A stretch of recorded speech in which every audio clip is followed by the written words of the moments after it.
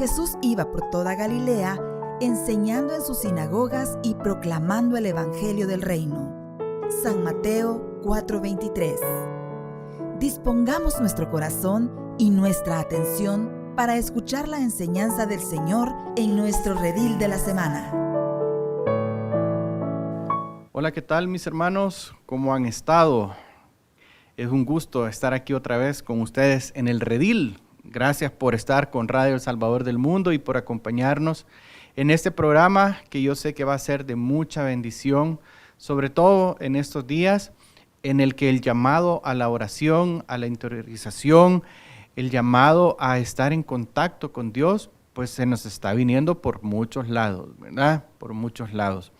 Y creo que la mejor forma de arrancar esta clase es poniéndonos en la presencia de nuestro Señor. Así que les pido que tomen una actitud de oración y me acompañen. En nombre del Padre, del Hijo, del Espíritu Santo. Amén. Amado Dios, tú que eres bueno y que conoces nuestros corazones, quiero entregártelo, Señor.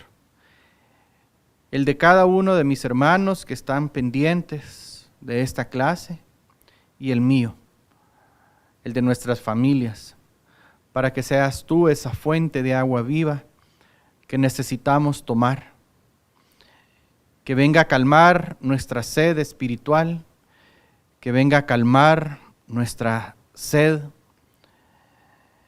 y nos haga personas satisfechas en cuanto al espíritu y no en cuanto a lo material. Porque al final de nuestros días lo que necesitaremos es haber tenido una relación contigo. Por eso esta noche, Señor, yo quiero entregarte este tema para que sea de bendición para cada uno de nosotros y que nos enseñes cómo hablar con nuestro Padre. Gracias, Señor, porque tú has tenido a bien que este tema lo toquemos este día y sé que será de mucho provecho para todos. Todo esto te lo pido en el nombre de Jesús y con intercesión de nuestra Madre María. Amén. Bueno, mis hermanos, la verdad es que estamos en tiempos todavía complicados en cuanto a muchas cosas, reactivándonos en muchas áreas. Y creo que todavía no logramos asentarnos. Yo, cuando he tenido la oportunidad de platicar con varias personas, los temas recurrentes son la inseguridad, las ansiedades, quizás las depresiones por todo lo vivido y por lo que todavía no se sabe cómo va a continuar, no sabemos cuándo va a estar la famosa vacuna contra el COVID, no sabemos cómo nos va a ir con esta tormenta, este huracán que se avecina, ¿verdad? Que han dicho que está por ingresar a nuestro país. Y tantas otras situaciones que en el día a día tú y yo experimentamos. Y creo que el clamor de cada una de esas palabras es el mismo clamor que los discípulos tuvieron cuando le hicieron esta pregunta a Jesús, o cuando le hicieron más bien esta petición al Señor. Y era, Señor, enséñanos a orar. En Lucas 11 nos relata cómo Jesús estaba en un momento de oración y sus discípulos al verlos, me imagino que se preguntaban unos a otros, ¿y cómo hace para orar tan profundamente? ¿Se recuerdan el pasaje donde Jesús está dormido en la barca y la barca entra en esa tempestad y todo se mueve?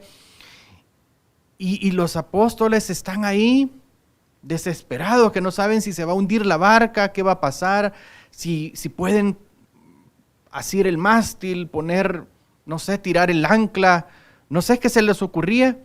Y ven a Jesús dormido y cuando éste se despierta y les dice, ¿qué pasa? Él les dice, Maestro, ¿cómo puedes tú estar tan calmado? Y él solo se levanta y les dice, es cuestión de fe. Se levanta, alza sus manos y le pide a la tormenta que se calme y ésta le obedece, dice la palabra. Mis hermanos, tal vez tú y yo estamos en esa misma situación hoy en día. Llenos en nuestro corazón y en nuestra mente de muchas circunstancias, de muchas preocupaciones, de muchas ansiedades, de muchas preguntas sin respuestas. Probablemente estamos no sabiendo cómo vamos a resolver un problema familiar, un problema de salud, un problema económico. No sabemos cómo vamos a resolver ese problema que tal vez antes era pequeño y que ahora ya lo vemos más grande. Quizás incluso en nuestra relación con Dios hemos bajado la guardia y después de este tiempo no sabemos cómo hablar con Dios y nuestro clamor desde lo más profundo de nuestro corazón es precisamente ese. Señor, enséñanos a orar. Pues el tema de ahora, mis hermanos, es la oración perfecta, el Padre Nuestro. Porque cuando Jesús escucha esta pregunta, esta petición de sus discípulos, Él en ese momento les externa cómo debe de ser esa oración, el Padre Nuestro. Y el Padre Nuestro tiene un esquema. No lo vamos a ver ahora solo como una oración, sino que lo vamos a ver como una forma de vida, como algo que podemos llevar en cada uno de los momentos de nuestra historia y aplicarlo para que podamos sentir como la presencia de Dios está siempre con nosotros, independientemente de lo que sintamos. Mis hermanos, creo que una de las cosas más difíciles que están en el momento de conectarnos con Dios en oración es que si vemos a nuestro alrededor, estamos solos. No sentimos como ese hecho de al volver a ver hacia un lado, ahí está Dios, físicamente hablando, escuchándonos y quizás dándonos como la respuesta en ese momento. Nuestra vida espiritual, nuestra vida en comunión con Dios es una vida que no se basa en hechos, sino que se basa en fe. Los hechos vienen después como resultado de la fe, pero en un principio y en cada momento de nuestra historia se mueve todo a razón de la fe. Y por eso Jesús en San Mateo 6:6 es bien claro y nos va a empezar a dar unas claves para que nosotros poco a poco vayamos entendiendo cómo debemos de llegar a ese momento en el cual vamos a hablar con Dios. Y nos dice, leo para ustedes, pero tú cuando ores, entra en tu cuarto, cierra la puerta y ora a tu Padre, que está ahí a solas contigo. Y tu Padre, que ve lo que haces en secreto, te dará tu premio. Esta es palabra de Dios. Aquí Jesús nos está enseñando que lo primero que debemos de hacer para estar con Dios es entrar en un momento de silencio. La figura de entrar a tu cuarto es de entrar en un momento en el que tú te despojas de todo lo que hay detrás de esa puerta. Cuando tú cierras la puerta de tu cuarto, detrás deben de quedar esos problemas, esas preocupaciones, esas carencias, esas inquietudes. Pero uno se pregunta, bueno, ¿y cómo hago para hacer eso? Si eso está aquí adentro de mí, no es algo que viene empaquetado en una caja y que físicamente lo dejo ahí, sino que entran conmigo. Ok, sí, es cierto, entran contigo. Pero tú estás entrando a un lugar que desde el momento en el que sabes que vas a clamar el nombre de Dios Padre, Yahvé, ese momento, ese lugar es lugar sagrado, es lugar santo. Y entonces, ¿de qué es de lo que nos vamos a liberar? ¿Cuál es esa acción que nosotros debemos de hacer? Del control que todas esas cosas tienen sobre cada uno de nosotros. De eso es de lo que nosotros nos debemos de liberar cuando entramos a la habitación a estar a solas con Dios.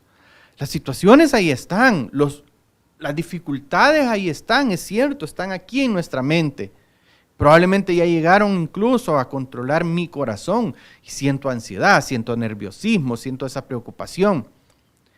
Pues precisamente ahí es donde yo le tengo que entregar esa parte a Dios y decirle que eso, en ese momento, no me puede controlar. Y entonces, ¿con qué lo cambio? ¿Qué es lo que me controla entonces? Bueno, ok. Si yo hago esa acción de humildad, porque mis hermanos, eso es un acto de humildad, porque el hecho de que yo esté cargando esos pesos es porque yo, en mi egoísmo, en mi autosuficiencia, quiero tener la respuesta, quiero tener el control. Entonces, de lo que más me cuesta despojarme en realidad, ¿sí? No solamente es del control que estas situaciones tienen sobre mi vida, sino de que yo también quiero tenerlas controladas. Entonces es una lucha de poder. Es una lucha de poder en la que yo me envuelvo, en la que yo me meto. Está la situación atacándome y yo queriendo atacar la situación para contrarrestarla. Yo quiero tener el control, pero ¿saben? Generalmente yo pierdo la batalla cuando considero que mis fuerzas están por debajo de la fuerza de esa situación. Entonces, humildemente, al entrar en mi cuarto, al despojarme de ese control, yo le estoy dando las riendas al Señor para que controle todo eso. Mis fuerzas, ya descubrí que no son suficientes. Pero entonces, en esa soledad, en ese momento, yo tengo que concentrarme y pensar en que las fuerzas que el Espíritu Santo da son mayores. Y que si Él está conmigo, dice la palabra, ¿quién contra mí? Entonces, el hecho de cerrar la puerta, ¿sí?, es despojarme de todo aquello que me impida hacer ese acto de humildad. Yo renuncio a mis fuerzas y acepto la fuerza del Espíritu Santo. Fíjense que cuando uno hace ese acto de humildad, podríamos compararlo cuando Moisés se encontró con la zarza ardiente y que escuchó la voz del Señor que le decía, descálzate. Es decir, quítate todo lo que te da seguridad, quítate todo lo que pesa en tu vida, quítate todo lo que puede traer suciedad, porque en este momento estás entrando en el territorio de Dios. Imagínatelo en lo que se convierte ese momento de oración. No se convierte en el momento en el que yo le voy a externar al Señor todas mis preocupaciones y todas mis quejas y bla, bla, bla. Y en el momento en el que yo le voy a decir al Señor, Señor, esta es la solución, ayúdame a que se cumpla. No, la oración no es ese momento. La oración es el momento en el que yo entro al territorio de Dios y donde se hacen las cosas como Dios las ve, como Dios las siente, como Dios Él mismo considera que es lo mejor para cada uno de nosotros.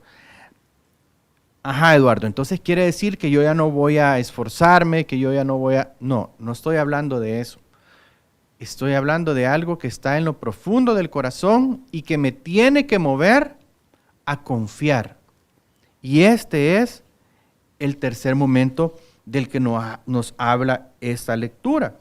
Porque dice, ya ahí que estamos a solas con Dios, tu Padre, dice, que ve lo que haces en secreto, te dará tu premio. Es decir, en secreto muchas veces hacemos cosas malas, pero también en secreto. Es decir, sin externarlo, sin hacer mucha bulla, ¿sí? Sin hacer mucha pompa, escándalo. En ese momento, en lo secreto, yo me encuentro con Dios y dejo que Dios haga en mí su voluntad. Y entonces, ahí es donde yo empiezo a permitirle a Dios que trabaje en mi vida. Yo creo que cada uno de nosotros en cada momento nos enfrentamos a situaciones que nos mueven. Desde algo que no te salió bien, que tú pensabas que ibas por el buen camino, haciendo las cosas de acuerdo a tu conocimiento, ¿sí?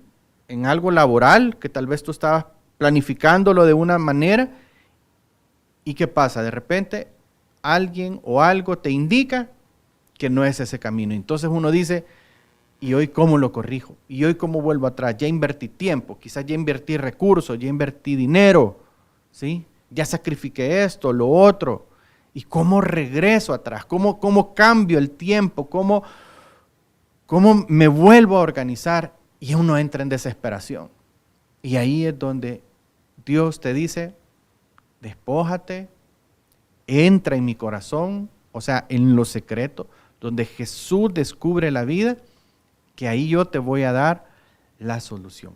Ahora, hay ciertas cosas que puede que nos impidan acercarnos de esa manera a Dios. Y yo he descubierto que quizás una de las más significativas es que nos cuesta ver a Dios como el Padre bueno que es. Yo le soy bien honesto. Yo incluso, después de mi retiro, yo me tardé un tiempo en reconocer a Dios como mi Padre. Yo le había entregado mi vida, yo sentí la efusión del Espíritu Santo, yo caminé con Él, empecé a servir, pero había algo que no me permitía relacionarme con Dios como mi Padre.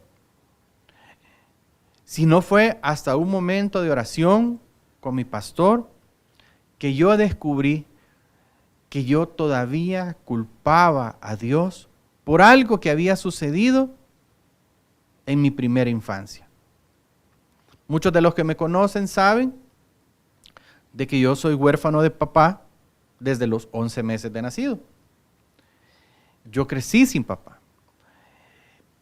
Pensé que esa parte yo la había superado en mi adolescencia, llegué a mi retiro, pensé que se lo había entregado a Dios, pero en realidad a mí me costaba entrar en momentos de oración, en momentos en los cuales yo le podía decir a Dios, papá, en los cuales yo le podía decir a Dios, tengo este problema, ayúdame.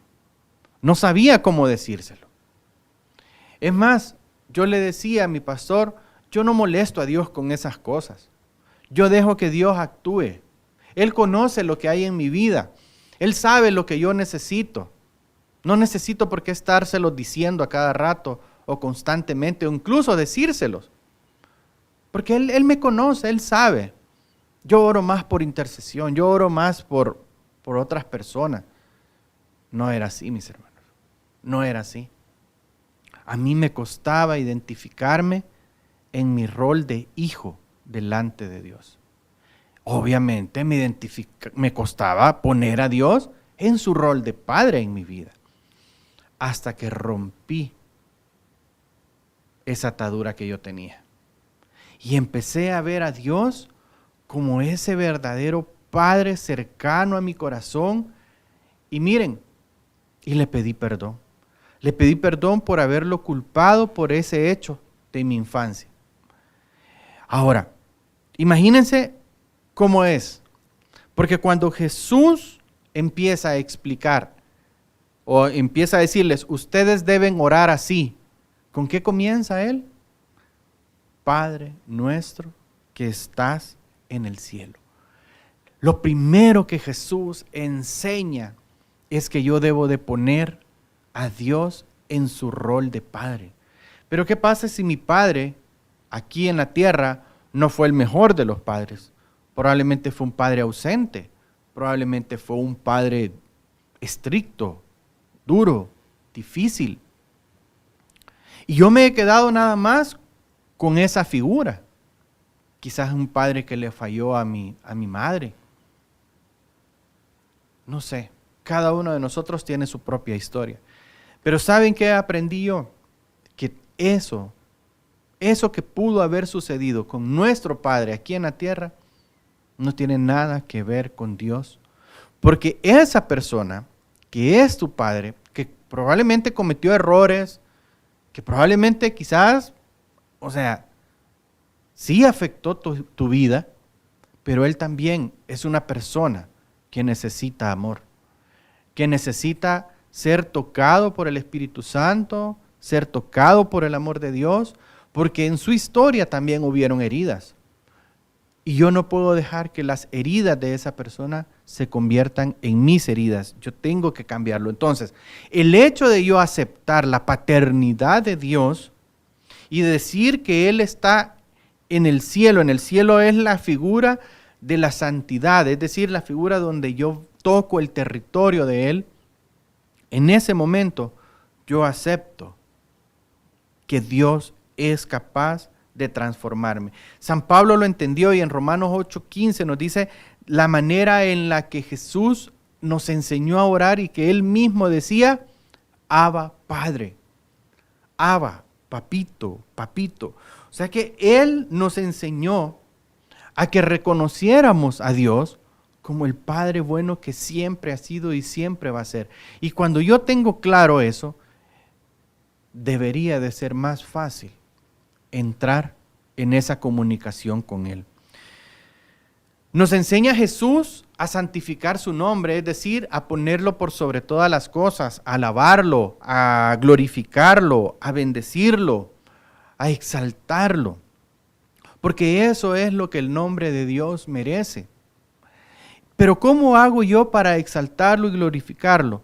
Fácil, aceptando que las cosas que Él permite en mi vida tienen algo que ver con mi camino hacia Él, es decir, con mi proceso de santidad. Dice San Pablo en Romanos que todo sucede para bien de aquellos que aman a Dios. Todo sucede para bien. Ahora, ahí hay dos situaciones, para bien y que aman a Dios. Yo amo a Dios cuando lo identifico como Padre y por ende voy a reconocer que aunque yo no lo vea, Él está actuando en mi vida de una manera providencial. Providencial no es aquel que te lleva provisiones y que te da en materia muchas cosas, no. Providencial es aquel que puede ver más allá de la necesidad que tú tienes hoy. Tal vez tú crees que hoy necesitas 2 piezas de pan, pero Jesús sabe que necesitas más, Dios sabe que necesitas más y Él va a hacer la multiplicación de esas 2 piezas de pan. ¿Cómo lo va a hacer? Él tiene su forma de actuar. ¿Qué es lo que tengo que hacer yo? Confiar. Confiar como un niño. Confiar como alguien siempre está esperando lo mejor.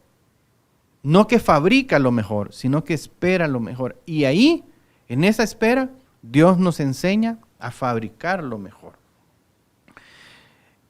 Cuando alabamos a Dios, le demostramos verdaderamente nuestro amor, le demostramos que Él es lo más grande en nuestra vida y entonces pasamos a la siguiente parte de la oración, donde dice, hágase tu voluntad, así en la tierra como en el cielo. Imagínense qué increíble es que todos los días la voluntad de Dios se cumpla en nuestra vida. La clave aquí es decir que la voluntad de Dios se está haciendo en mi vida. Saben, yo pasé por un momento de crisis en mis primeros años de conversión. Y es que a mí me chocaba, no lo veía yo como algo que estuviera amarrado con la fe.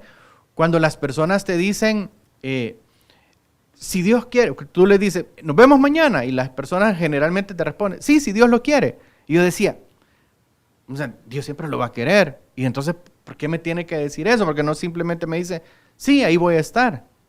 Pero después entendí que esa pequeña frase significa, mi vida está en manos de Dios y Él va a hacer que las cosas sucedan para mi vida, para mi bien.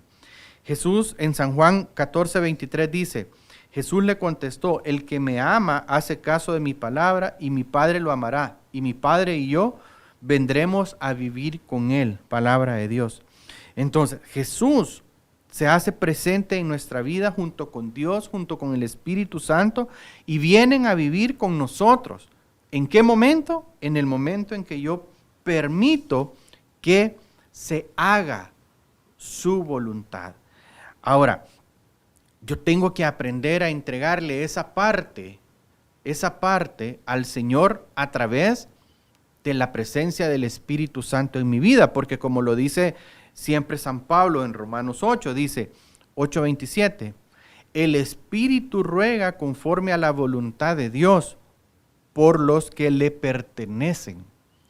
¿Qué quiere decir San Pablo aquí?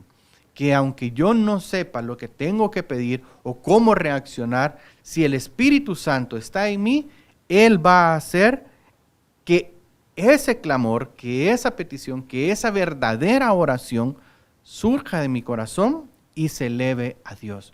Mi hermano, no hay situación tan difícil en nuestra vida que si yo me pongo en las manos del Espíritu Santo, Él no me ayude a tener sabiduría, conocimiento, entendimiento, prudencia, humildad, para poder realizar lo que yo tengo que realizar, para poder entender lo que yo tenga que entender, para poder actuar de la manera en que yo tenga que actuar, para poder perdonar de la manera que yo tenga que perdonar. Pero ¿qué pasa si yo me aparto de esa relación del Espíritu Santo? Yo voy a ver únicamente un caos. Ahora, hemos hablado hasta este punto de esa parte espiritual, pero yo sé que tú estás pensando, yo quiero que se resuelva mi parte material. Y Jesús nos dice, danos hoy nuestro pan de cada día. Danos hoy nuestro pan de cada día. Jesús sabe que nuestras necesidades, o muchas de nuestras necesidades, son de tipo material. ¿Por qué? Porque vivimos en un mundo material, porque vivimos en un mundo donde necesitamos trabajar, necesitamos ganar dinero para comprar nuestras cosas, ¿sí? Necesitamos quizás un montón de elementos, ¿sí? Para poder vivir. Y entonces nuestra vida está rodeada de situaciones materiales. Dios lo sabe. Y así como lo sabe, sabe también cómo acoplar nuestra vida a nuestra verdadera necesidad. Yo esto ya se los he dicho en oportunidades anteriores, que yo tengo que saber dividir lo que es una necesidad de un capricho. Generalmente, los caprichos me llevan a tener más ropa en el closet de lo que yo necesito. ¿Cierto o no es cierto? Abres tu closet y de repente ves que hay una parte de tu closet donde hay 5, 6, 7 camisas, 4 pantalones que tienes años de no ponerte. Es más, ya ni te quedan. Ya ni te quedan.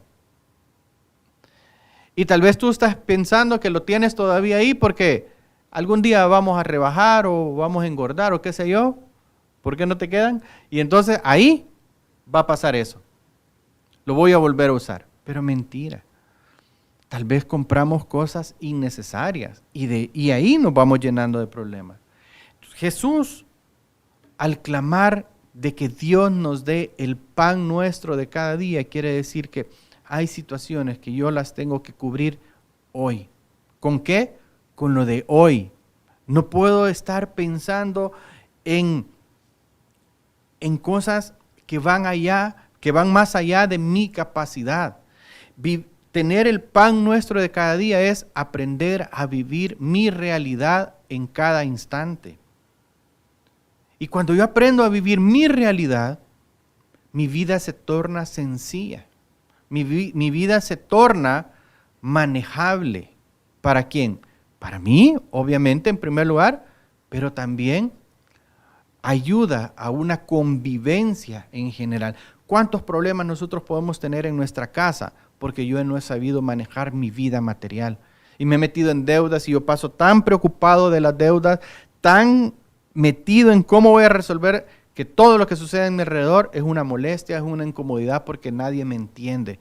Nadie sabe lo que yo estoy pasando. Mis hermanos, no es así. Y en esa vida, yo puedo cometer muchos errores.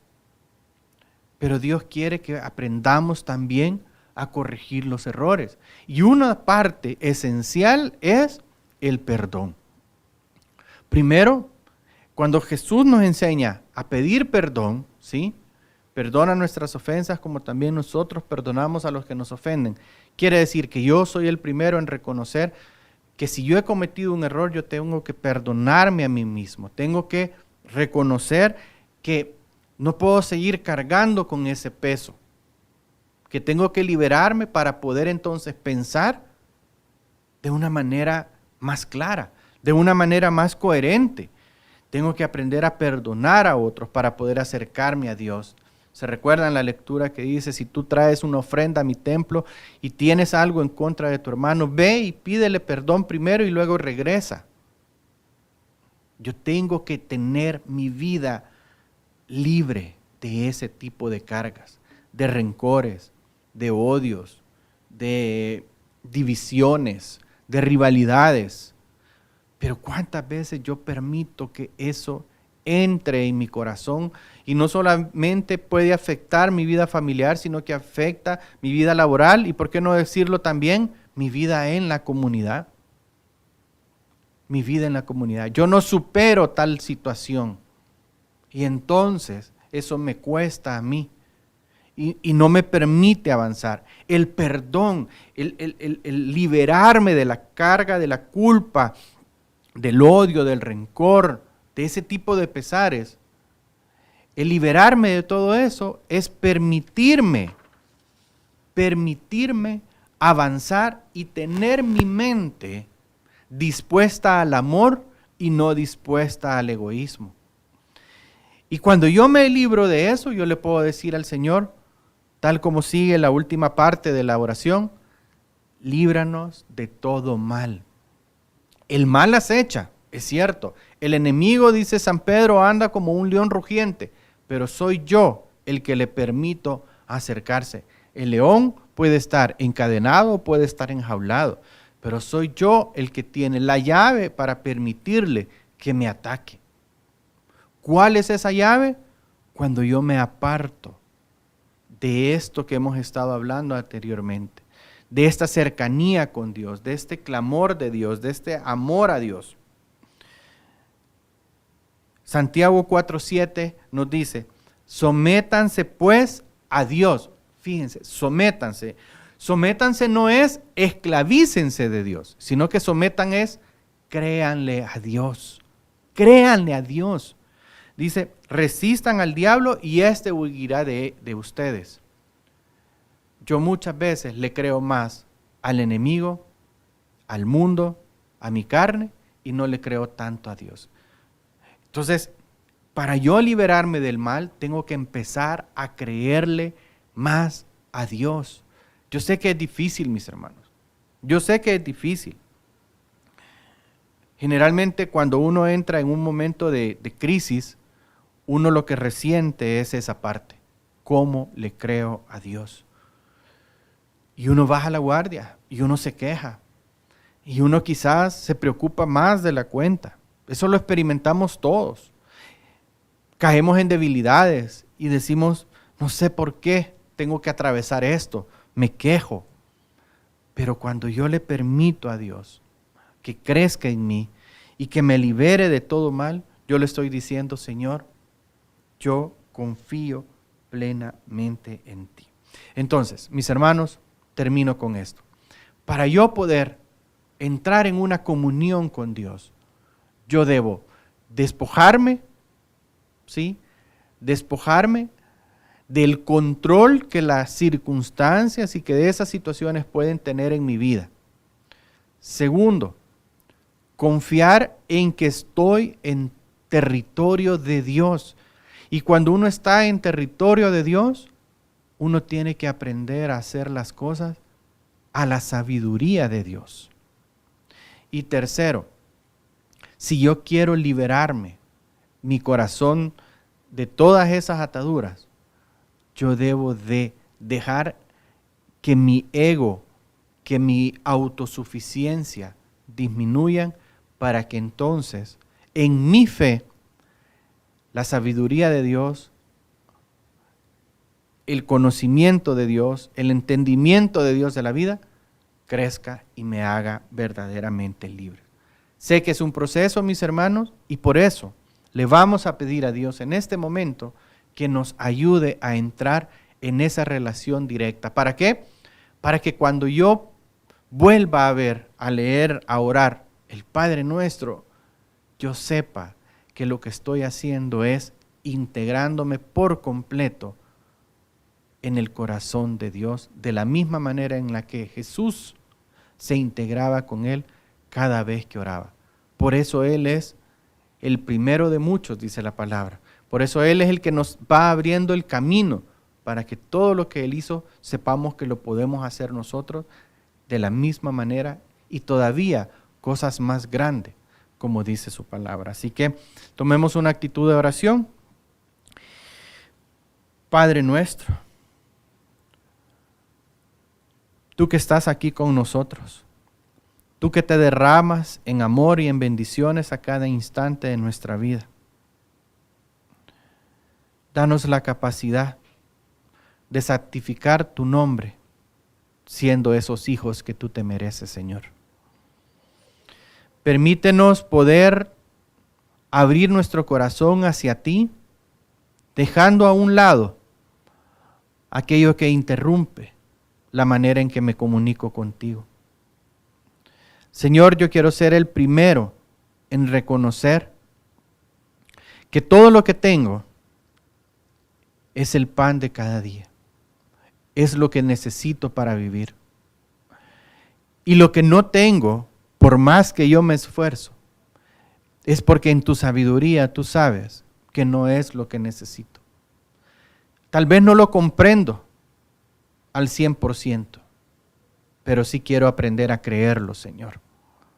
No como una manera en la que yo me vuelvo holgazán quizás,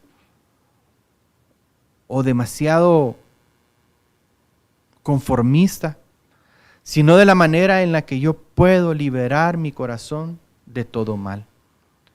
Ayúdame, Señor, cada día de mi vida a tener una pureza en mi corazón que venga desde mi mirada hasta mi mente, hasta mis sentimientos, donde yo me pueda liberar de culpas, de odios, de rencores, de divisiones, de rechazos, que yo pueda sanar heridas, Señor, de mi pasado que todavía me impiden ser contigo como debo de ser.